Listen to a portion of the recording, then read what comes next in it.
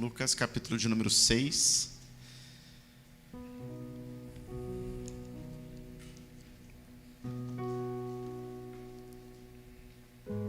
Amém. Evangelho de Lucas, capítulo 6, o verso 43 ao verso 45. Diz assim o texto, acompanha na sua versão, eu leio aqui na minha. Nenhuma árvore boa dá fruto ruim, nenhuma árvore ruim dá fruto bom. Toda árvore é reconhecida por seus frutos. Ninguém colhe figos de um espinheiro, nem uvas de ervas daninha. O homem bom tira coisas boas do bom tesouro, que está em seu coração. E o homem mau tira coisas más do mal que está em seu coração, porque a sua boca fala do que está cheio o coração. Amém? Feche seus olhos, vamos orar. Senhor Deus, nós neste momento vamos ouvir a sua palavra. Clamamos para que teu Espírito Santo continue ministrando aos nossos corações.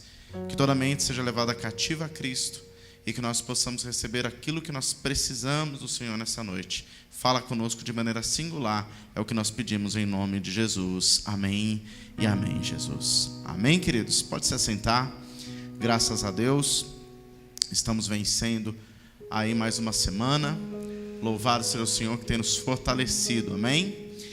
Amados, quando nós lemos o capítulo 6 do Evangelho de Lucas, é um capítulo bem singular, no qual Jesus começa falando a respeito do sábado, e depois ele entra na questão de julgamento, do nosso posicionamento perante as situações, e faz aquela palavra de maneira dura, confrontando aqueles que agiam de uma forma incoerente a respeito do que falavam e da forma que agiam.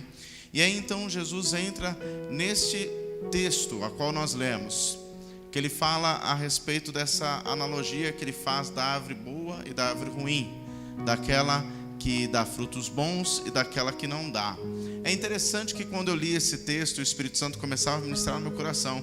O Espírito Santo me trazia à memória em um tempo que eu morava ainda na cidade de Osasco, e nós íamos algumas vezes para a cidade de Sorocaba, e Osasco é colado de São Paulo. Quem conhece a região, quem é dessa região, sabe ali que é uma região que não tem quase mais parques, é muito pouco, né?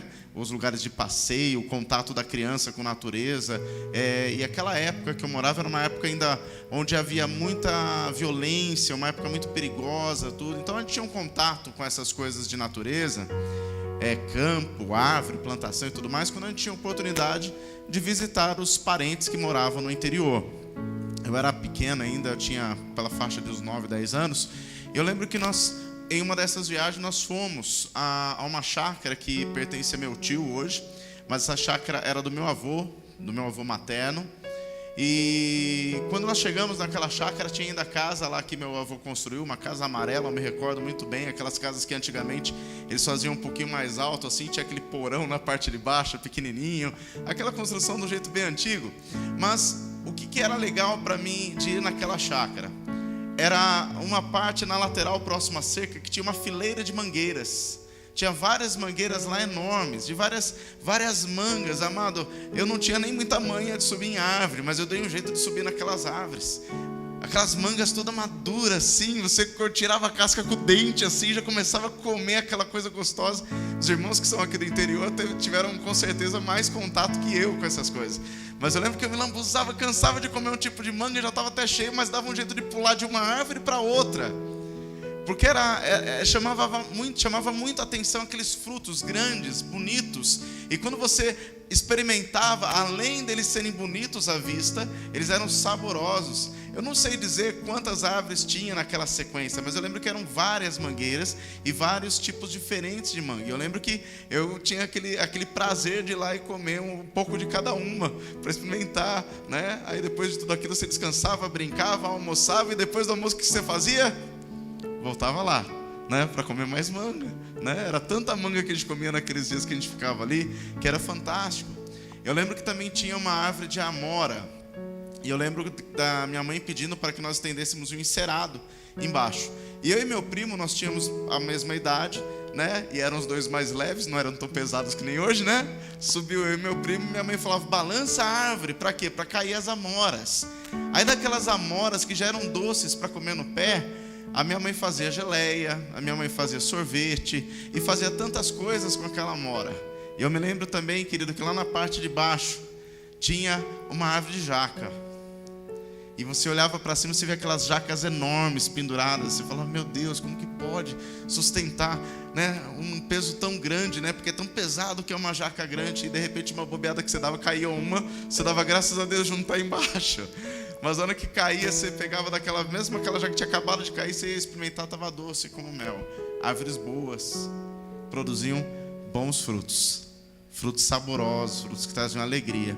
Então o Espírito Santo foi ministrando no meu coração a respeito dessa lembrança, mostrando para mim aquele tempo que eu passei que foi tão gostoso. Eu creio que cada um de vocês aqui tem as suas experiências a respeito disso. Eu creio que mais do que eu, né? Tive poucas nessa área, mas essa é uma que marcou a minha infância.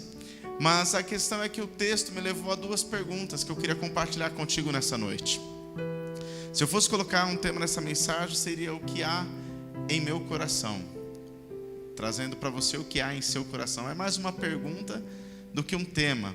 Mas o texto me levou a duas perguntas de maneira direta. A primeira pergunta é como somos reconhecidos. Porque para mim aquela chácara, ela não ficou sendo uma marca na minha memória pela quantidade de metros quadrados que aquela chácara tinha. Ela não ficou na minha memória se o terreno era plano, se era aclive, se era declive, se era acidentado. O que trouxe na minha memória aquela chácara, aquele lugar ali, foi justamente aquelas mangueiras, aquela pequena árvore de amora que havia ali, aquela árvore de jaca que trouxeram, porque praticamente eu reconhecia aquele lugar como um lugar de paz, reconhecia como um lugar diferente do ambiente que eu vivia normalmente. Então o Espírito Santo ministrou no meu coração algo tremendo, porque como nós somos reconhecidos? Eu não reconhecia a mangueira pelas folhas dela, eu não tinha esse conhecimento. Tem pessoa que vê uma folha de uma árvore e sabe de que árvore que é. Eu não tinha esse conhecimento e ainda não tenho hoje. Eu acho muito interessante minha mãe, né? Que minha mãe, ela vê uma folha, ela reconhece qual árvore que é, qual o nome, ela fala da flor também, em tudo. Eu não tenho esse conhecimento, mas eu reconhecia a mangueira pela manga, né? Via aquela manga lá, para mim não interessava nem que tipo que era, interessante que era manga, né? Eu reconhecia a árvore de jaca não pelo seu tronco, não pelas suas folhas, mas pela jaca. Eu reconhecia aquela árvore de amoras, né? Não pela sua folha, do jeito que ela é hoje. Talvez eu até reconheça uma outra dessa depois de tempo, mais de 40 anos de vida, você aprende alguma coisa, mas fato é que eu as reconhecia pelo fruto de cada uma delas. E o texto que nós lemos no versículo 44, Jesus diz que toda árvore é reconhecida pelos seus frutos. Parece que é uma coisa simples que Jesus está falando, mas mesmo quando Jesus falava de forma simples, sempre por detrás dessas palavras simples havia um ensino, havia algo para nós aprendermos. E aqui na verdade, querido, quando ele fala toda árvore é reconhecida por seus frutos, se você vai pegar na palavra grega que nós usamos como reconhecida no português, até mesmo no português ela significa exatamente a mesma coisa. O que é reconhecer? É o ato de certificar que é verdadeiro. Presta atenção, é o ato, ou seja, fala de atitude, uma forma que você comprova, que você consegue analisar, que você consegue ter certeza da veracidade, você certifica que é verdadeiro. Então como nós podemos reconhecer se alguém é cristão de verdade, um cristão verdadeiro? Tem como reconhecer? Sim, a resposta é simples, o próprio Senhor Jesus dá, pelos frutos nós reconhecemos. O que são frutos? Tudo aquilo que é evidente perante a comunidade. Mais do que é evidente perante a comunidade, num total, aquilo que é evidente perante os seus, ou seja, aqueles que estão dentro da sua casa. E é interessante que nós vemos isso de maneira clara assim, e prática na escolha dos diáconos, em Atos 6. Quando a igreja foi crescendo, era necessário então levantar pessoas para ajudarem na obra. Em Atos 6, verso de número 3, eles passam assim, quais deveriam ser os frutos evidentes dos homens que seriam separados. O texto começa dizendo, separem aí 7 homens, mas 7 homens que tenham de maneira evidente estes frutos. Presta atenção: bom testemunho, sejam cheios do Espírito Santo e sejam cheios de sabedoria. Isso tinha que ser evidente. Tinha que ser reconhecido pela comunidade e reconhecido por aqueles que eram da sua própria casa. Tanto que em Timóteo, quando você lê a instrução de Paulo a respeito dos bispos, pastores, obreiros, ele sempre começa falando da casa. Porque é onde inicia o ministério de qualquer pessoa. A pessoa quer ser uma bênção nas mãos de Deus, seu ministério começa em casa.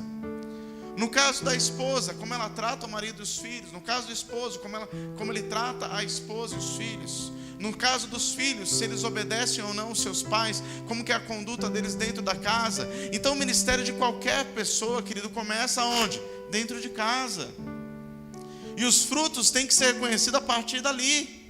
Até mesmo porque é muito fácil, querido, perante a comunidade, nós vestimos uma fantasia e fingimos que somos alguma coisa. Temos facilidade nisso. A gente consegue sorrir quando a gente está triste, né? A gente veste uma roupa bonita para ficar melhor. Pega uma pessoa toda desengonçada, dá um dia de beleza para essa pessoa, vai parecer outra pessoa. Eu estava vendo outro dia no Instagram uma moça que ela faz a questão de maquiagem. Ela pega e escolhe pessoas de maneira aleatória e tira aquela foto do antes e depois. Então você pega aquela pessoa que está toda desengonçada, tal, e depois do tratamento que aquela mulher dá, lógico, promovendo o seu trabalho, parece outra pessoa. Então nós temos caminhos que conseguem até consertar o exterior, mas não transformam o interior. O único que pode transformar o interior é o Espírito Santo de Deus. E queridos, é interessante demais, porque o texto não fala de perfeição, até mesmo porque Deus não espera de nós perfeição, mas fala desses frutos que deviam ser evidentes nesses homens. Amados, presta atenção, o texto não fala que aqueles homens acordavam felizes todos os dias. Eles não são alienados, não são malucos. Com certeza, tinha dia que não acordava bem, tinha dia que a esposa queimava arroz, tinha dia que o marido chutava o cachorro, acontecia alguma coisa. Não chute o cachorro, pelo amor de Deus, hein? Né? Cuida dos animais. Mas o que eu estou dizendo é o seguinte, amados, tem dias que são ruins, tem dias que não, tem dias que são... Todo mundo é humano e passa pelas mesmas coisas.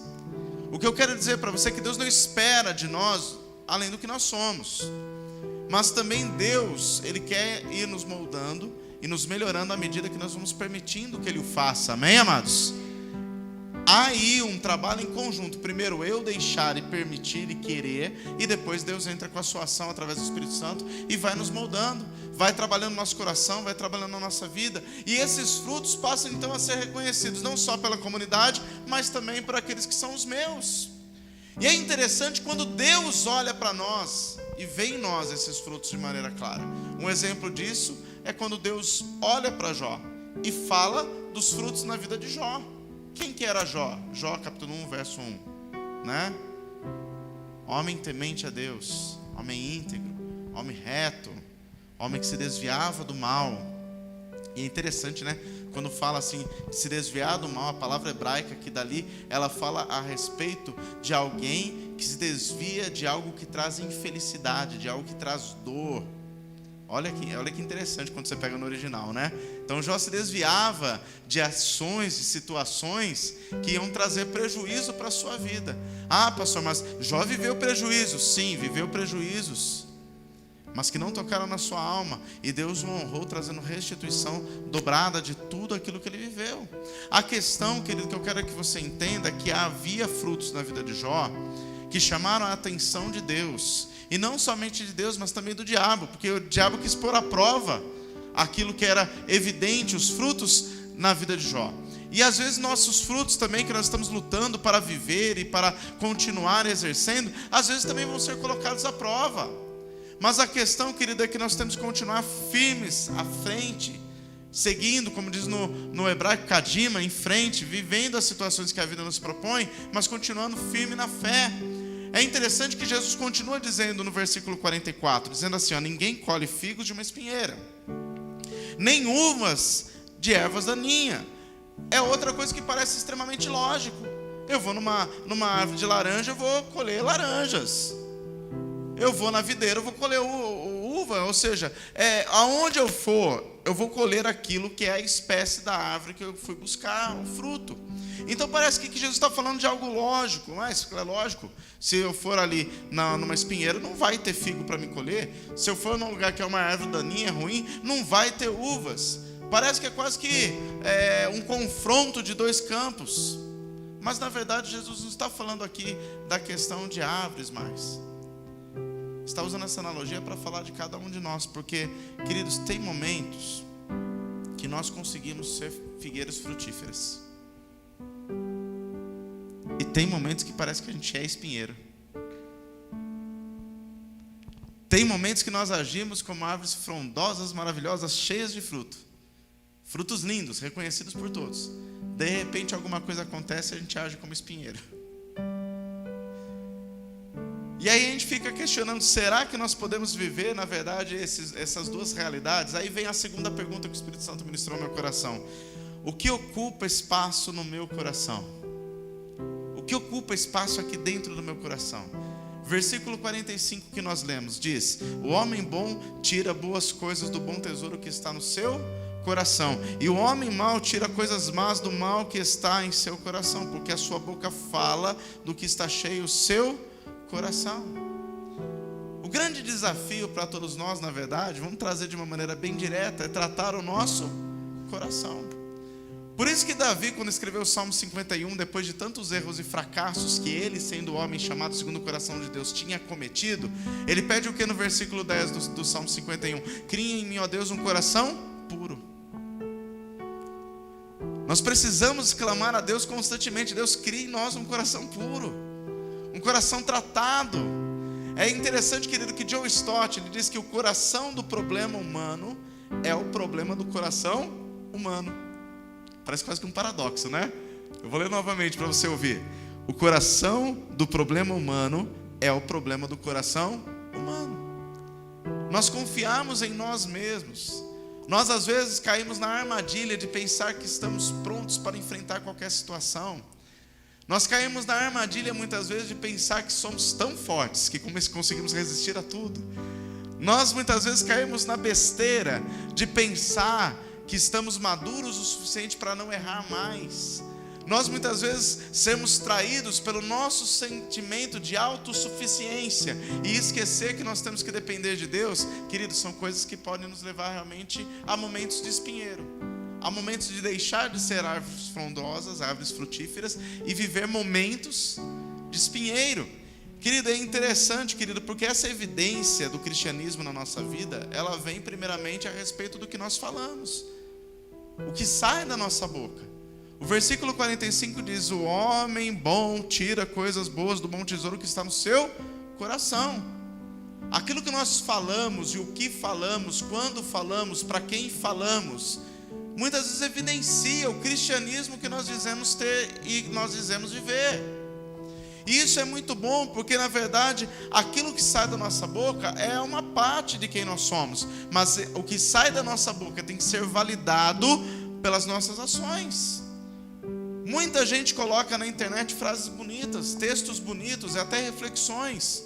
Muita gente fala tanta coisa, até com o microfone na mão, mas a questão é: as nossas atitudes estão validando aquilo que eu estou falando e aquilo que eu estou escrevendo? O nosso caminhar no dia a dia, para quem anda conosco e come aquele quilo de sal famoso do ditado conosco, realmente essa pessoa diz: realmente você é um cristão. Não é perfeito, mas está lutando para melhorar todo dia, está lutando para viver uma vida diferente. E queridos, isso é algo que deve trazer em nós uma reflexão, porque Jesus confronta os fariseus lá em Mateus 23, 27, um discurso duro, né? Se pegar o discurso de Mateus 6, é duríssimo o discurso de Jesus, falando: ai de vós fariseus, tal, e compara os fariseus a quê? A sepulcros caiados, no versículo 27. Ou seja, mausoléus bonitos, aos olhos humanos, racionais, eram extremamente bonitos, mas dentro desse sepulcro tinha o quê? Osso, podridão, sujeira, mais nada. Não tinha mais vida. Então não adianta nós termos uma aparência que chama a atenção dos homens e aqui dentro estarmos mortos. Aqui dentro estarmos um caos.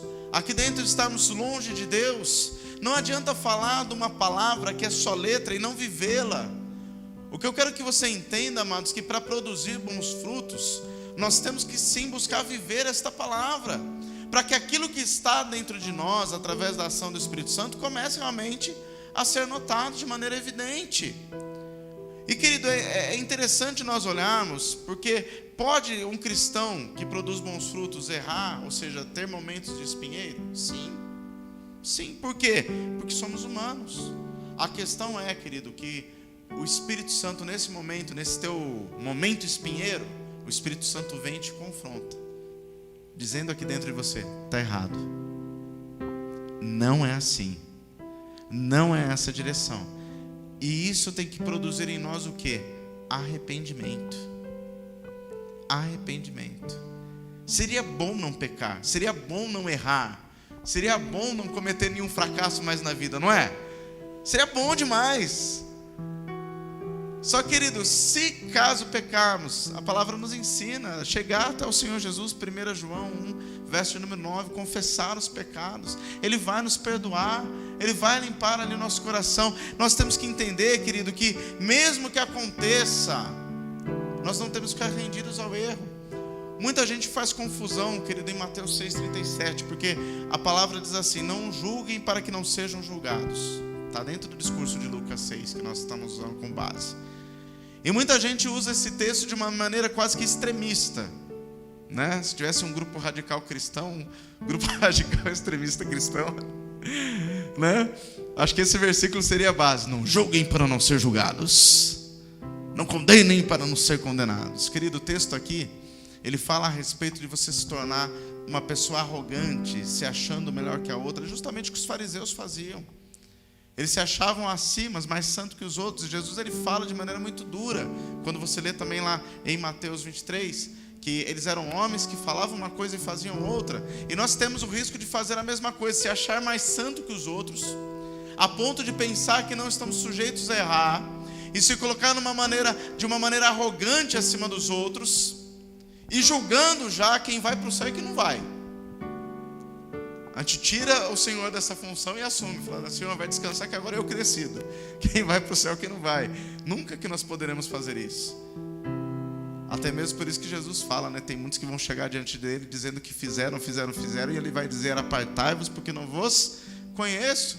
Então nós, querido, me colocando junto aqui, porque eu quero que você entenda, nós temos que tomar cuidado de não cometer um julgamento desta natureza, se colocar acima. Ah, pastor, então eu não vou julgar mais nada? Não estou falando isso. Você deve sim julgar. Julgar como então, pastor? Em tudo nós julgamos o que é bom e o que não é, o que é certo, o que é errado. A questão é que você tem parâmetros para poder julgar uma situação. Por exemplo, você tem uma pessoa da sua família que precisa passar por uma cirurgia, e chega uma pessoa que não é formada em medicina e fala: eu vou fazer a operação. Fala: não, você não é médico. Não, mas você não pode julgar. Aí você vai deixar essa pessoa ser operada por essa pessoa que não foi preparada para isso, não está habilitada para isso? Sim ou não? Aí chega uma pessoa que não tem CNH, e você vai entregar o seu carro zerinho, com aquele cheirinho de banco novo, na mão dessa pessoa para dirigir, que você nunca viu dirigindo e não tem CNH. Qual que é a base do seu julgamento? Peraí, tem leis de trânsito que regem que uma pessoa sem habilitação não pode dirigir. Outra, tem um lado lógico: todas as minhas economias eu juntei para comprar esse carro. Então em tudo nós julgamos. Uma pessoa, por exemplo, você vê que essa pessoa saiu de um bar cambaleando, bêbada, e vai entrar no carro. Você julga que aquela pessoa está habilitada para dirigir aquele veículo naquele momento? Sim ou não? Não. Então, querido, não é para você deixar de julgar, não é para você... O julgamento faz parte da nossa vida em todas as áreas. O que nós não podemos é assumir, querido, uma posição de juiz que não é nossa. Quando fala a palavra julguem aqui, não julguem para que não sejam julgados, a palavra grega é a palavra quirino, que significa determinar, resolver, declarar, se pronunciar acerca de algo errado, ou seja, é assumir literalmente uma posição de juiz e dar um veredito. Ó, você vai para o céu ou você não vai? Você é santo ou você não é santo? Então a ideia não é essa, amados. Amém? A ideia é nós tomarmos cuidado com o nosso coração para não nos colocarmos acima de outra pessoa. E isso passa por qual processo? O processo da conversão. Jesus era santo, sim ou não? Jesus demonstrava nas atitudes exatamente o que ele falava com as palavras, sim ou não? Quando você viu Jesus se colocando numa posição de juiz perante alguém, aquela mulher apanhada em adultério, jogada diante dele, A lei de Moisés diz que ela deve ser apedrejada. E Jesus só escreve na areia. Os acusadores, depois que ele fala que não tem pecado que atire a primeira pedra, vão embora, né? Ele pega aquela mulher pela mão e fala: agora eu vou te apedrejar, porque você está errada. Não. Ele fala: cadê aqueles que te acusaram? Foram embora. Eu também tampouco te acuso. Vá e não peques mais. Olha que interessante, amados. Ele não assume uma posição de juiz. E se tinha alguém que poderia assumir a posição de juiz, era ele. E ele não faz. Na crucificação, Jesus estava na cruz. Já tinha passado toda a humilhação. Já tinha sido flagelado. Já tinha recebido a coroa de espinhos. Seu sangue já havia vertido. Ele estava com as suas mãos e seus pés furados. E a oração de Jesus sobre todos aqueles que haviam feito todas essas atrocidades com ele foi qual? Pai, perdoa-lhes, porque eles não sabem o que fazem. E é interessante que você vê a mesma oração em Estevão. Aí nós vemos que aquele espírito que agia sobre a vida de Jesus, a qual Estevão havia recebido também essa busca pelo Espírito Santo de Deus, e ele era cheio naquele momento que está escrito em Atos 7, quando aqueles homens apedrejaram a ele naquele momento de atrocidade, ele ora da mesma maneira, dizendo: Senhor, perdoa cada um deles. É fruto evidente, um fruto que é credenciado pelas atitudes. E queridos, nós somos desafiados nisso. Pastor, é um processo fácil? Não. John Bunyan, ele fala uma frase interessante. Ele fala que a conversão não é um processo suave e fácil, como algumas pessoas imaginam. Se fosse assim, o coração do homem jamais teria sido comparado a um solo não cultivado, e a palavra ser comparada ao arado. Presta atenção, o coração do homem, solo duro. Palavra de Deus, arado, aquele instrumento que vem e começa a arranhar a terra, para mover a terra. Então, querido, muitas vezes nosso coração tem que ser mexido, remexido, tem que ser muitas vezes literalmente ferido, porque o arado fere a terra, a ponto de tirar aquela dureza e rasgá-la a um ponto que ela tenha condições de receber então algo que fertilize, para que ela possa então receber a semente, e aí então ela possa germinar aquela semente, para depois do processo e o tempo determinado ela gerar os frutos. E o nosso coração às vezes é assim, duro, resistente. Por isso que a conversão, querido, ela é um processo, ela não é um estalar de dedos. Nós vamos nos convertendo e cada um vai num tempo diferente, porque depende da dedicação que dá a este processo, da permissão que dá para que o Espírito Santo trabalhe. Por isso que tem muitas vezes vidas que estão até dentro de um contexto cristão, e passam às vezes décadas dentro de uma igreja, mas não evoluem, não crescem, não desenvolvem, porque dão espaço para o Espírito Santo até um certo ponto.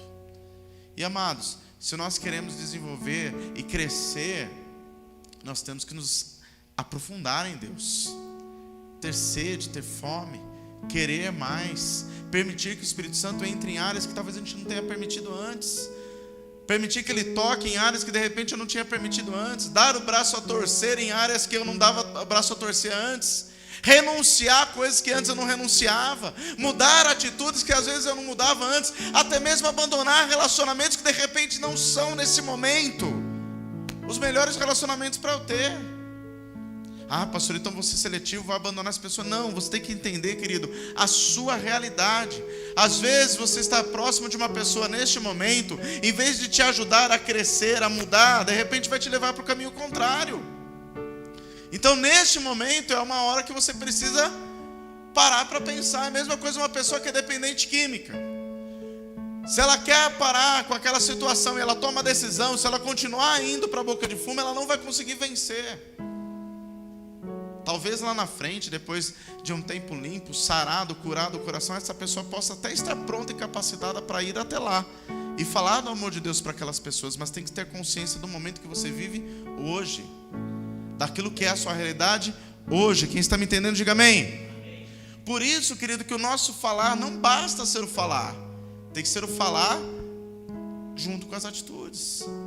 Lá em Colossenses 4, verso 6, Paulo diz assim, que o seu falar será sempre agradável e temperado com sal, para que saibam como responder a cada um. Fala de um equilíbrio nas palavras. Nós temos que buscar ter esse equilíbrio. E que as palavras realmente na nossa boca sejam doces, mas que as nossas palavras elas sejam condizentes com as nossas atitudes, para que então sim nós podemos dizer, estamos gerando bons frutos. Pastor, mas e os momentos de espinheiro? Amado, vai acontecer. Aconteceu momento espinheiro na sua vida, o Espírito Santo vai te confrontar. Permita vir o arrependimento ao seu coração, se arrependa de verdade, chega diante de Deus, pede perdão, recomeça. Foi um acidente de percurso.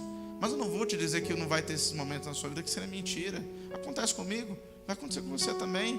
Amém? Mas quando acontecer, o Espírito Santo na hora vai te mostrar. Não é por aí, não é essa atitude. O que nós temos que clamar a Deus todos os dias é a mesma oração que Davi fez. Senhor, cria em mim um coração puro. Tanto que quando o escritor de Provérbios escreveu o capítulo 4, verso 23, eu acho que é um dos textos mais fantásticos acerca do coração, porque fala sobre todas as coisas que se deve guardar. Guarda o teu coração, porque dele procede as saídas da vida. O nosso coração não pode ser inclinado para aquilo que é mal, e nem nós permitimos que ele vá, de repente, nas nossas próprias vontades, porque às vezes as nossas próprias vontades podem nos conduzir a decisões desastrosas. E aí, em vez de nós gerarmos bons frutos que sejam reconhecidos, nós vamos ver o final do texto que nós lemos. Os frutos maus. E não é isso que Deus tem para mim, não é isso que Deus tem para você, não é isso que Deus quer para nós. Amém? Então que nós possamos orar para que o Senhor realmente trate o nosso coração. Mude o nosso coração onde tem que mudar. Nos confronte onde é necessário sermos confrontados. Querido, tem uma coisa boa, eu pelo menos gosto. Como eu gosto de ser confrontado pelo Espírito Santo. Dói. Porque quando ele confronta é porque você está fazendo coisa que você não deve fazer. Você está tomando alguma decisão ou direção que não é para ir, né? Eu acho muito interessante, um parênteses para você entender, é como Deus usa a pastora Nini. Às vezes eu vou fazer algo numa direção e na minha concepção de homem, né, limitada, e o homem tem aquela coisa das duas caixinhas, a mulher é multicaixinhas, né? E na minha concepção eu estou certo, às vezes eu estou até ali turrão naquela situação, e Deus usa a pastora Nina com uma sabedoria tremenda, e na hora eu até não concordo, porque eu não quero dar o braço torcer. Eu vou falar para ela que ela está certa, de jeito nenhum. Mas o que acontece? Vem o Espírito Santo depois e começa ali a confrontar, tratar, depois passa um tempo, fala, amor, você tem razão. É a melhor frase que você pode falar para sua esposa, ou a pior, dependendo da esposa. Para mim, graças a Deus, é melhor, né? Porque nunca ela disse para mim como resposta, tá vendo? Pelo contrário, ela responde assim, ainda bem que o Espírito Santo te incomodou. Porque o Espírito Santo, querido, ele sempre vai nos mostrar a direção certa. Que nós possamos pedir para Deus um coração assim, sensível à voz do Espírito Santo, e que nós possamos produzir frutos, e frutos que glorifiquem o nome do Senhor. Amém? Vamos orar?